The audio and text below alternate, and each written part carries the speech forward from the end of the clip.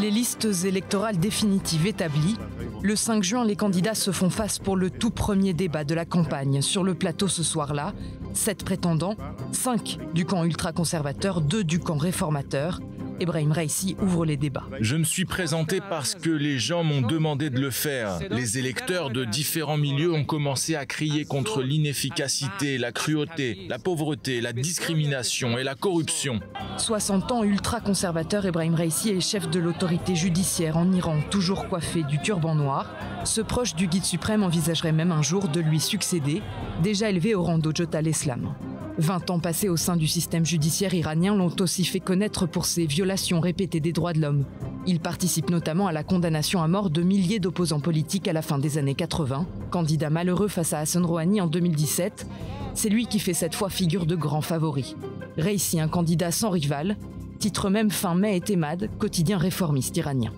Beaucoup de gens pensent que le résultat de l'élection est déjà décidé, mais nous pouvons changer les choses et le résultat, ce que je veux que vous fassiez, et vous en êtes capable, c'est d'aller voter. Dans une élection qui semble acquise aux ultra-conservateurs, Abdel Nasser Hemati s'attache à mobiliser un électorat quasi indifférent, économiste de formation, ancien gouverneur de la Banque centrale d'Iran. Il est l'un des 2 seuls candidats réformateurs. Mais son CV lui vaut d'être accusé par ses opposants d'être responsable de la crise économique, question centrale de la campagne. Comment voulez-vous diriger le pays, Monsieur Hemati? Votre gouvernance était catastrophique. Vous êtes assis ici en tant que représentant de Monsieur Rouhani. Mohsen Rezaï est lui un habitué des élections présidentielles, candidat sans succès en 2005, en 2009 puis en 2013.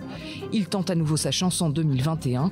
Il fut commandant des gardiens de la Révolution pendant 16 ans. Il est le seul candidat retenu fort d'une expérience militaire.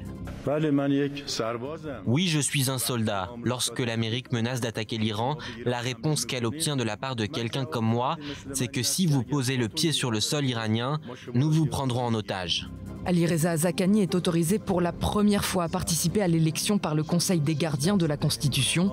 Cet ancien député prône lui aussi une attitude plus ferme vis-à-vis des États-Unis. Si je deviens président, les Américains nous supplieront et seront obligés de lever toutes les sanctions. Discours similaire de la part de Saïd Jalili, autre candidat du camp conservateur, lui-même ancien négociateur pour le nucléaire, vétéran de la guerre en Irak, ancien vice-ministre des Affaires étrangères. Il espère rassembler derrière lui les électeurs traditionnels du régime.